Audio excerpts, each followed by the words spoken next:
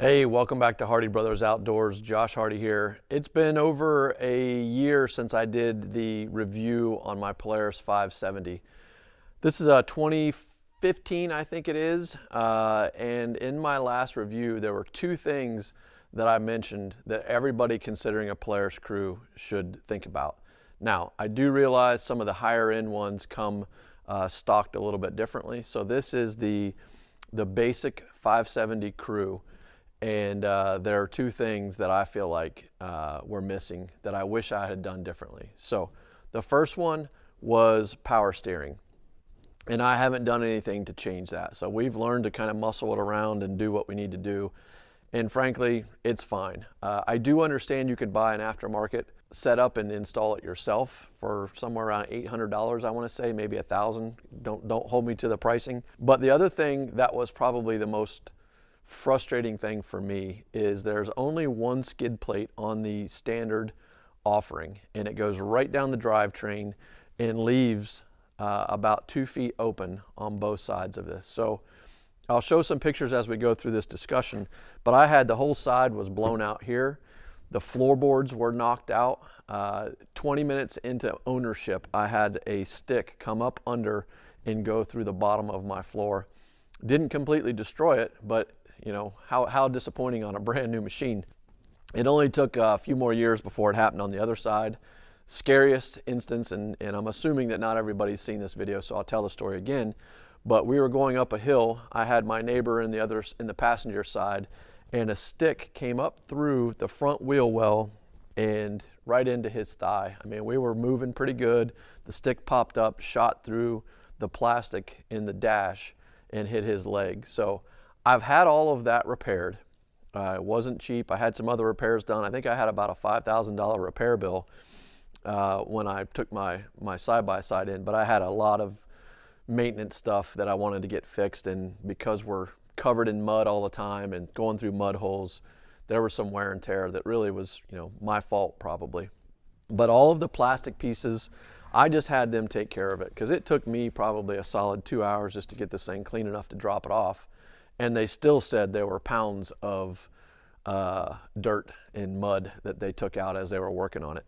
But the second thing that I went in and I invested in, and I didn't get it from Polaris, I bought it online from a company down in Florida, and I don't remember the name, but I'll put a link in the description. And I'm not being paid by them, and I don't have any kind of affiliate with them at all, is this ABS plastic skid plate. It looks like it's about a 1/2 inch to 3/4 inch. I want to say I paid about $500 to have it shipped to Polaris, and they did the installation for me for maybe $100 or $200. I don't recall for sure. But since I've put that skid plate on, we haven't had anything coming up through the floors. It does not necessarily protect the wheel wells like that caused that stick to come up through the front, but we haven't had anything jamming up through the bottom, which has been pretty awesome. The only other kind of hang up, and I'll show you what this looks like, is that we have basically a ledge back here in front of the back tires that just catches all the dirt and mud. But I gotta tell you, there's gotta be significantly less mud getting up and caked up under, you know, into my area where my battery is and things like that. It's staying pretty clean. We got some leaves and dust and stuff like that. I'll show you that as well. But overall, this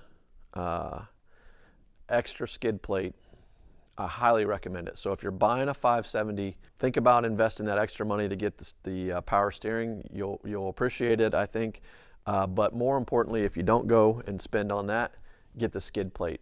If you're getting a higher end model, maybe a larger engine size or whatever, it may already be there. But check to make sure you have a skid plate that goes edge to edge, because it's dangerous and it's concerning. So I'd be curious for any of you that owns a crew like this.